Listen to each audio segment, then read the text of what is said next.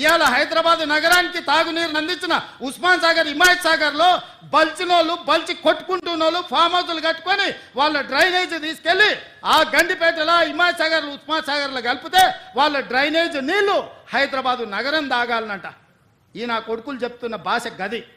ఇవాళ ఆ farm house చుట్టూతో కట్టుకున్న ఇల్లు ఇవ్వనివి కేటీఆర్కు లేదా, హరీష్కు లేదా, కేవీపీ రామచంద్రరావుకు లేవా చుట్టూతా?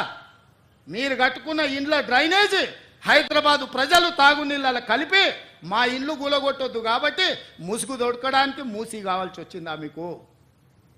మూసీని అడ్డం పెట్టుకొని ఎంతకాలం బతుకుతారా మీరు? ఎంతకాలం తప్పించుకుంటారు?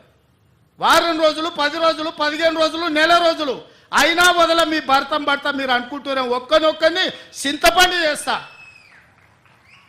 మూసి పేదలకు ఏం చేద్దామో చెప్పండి.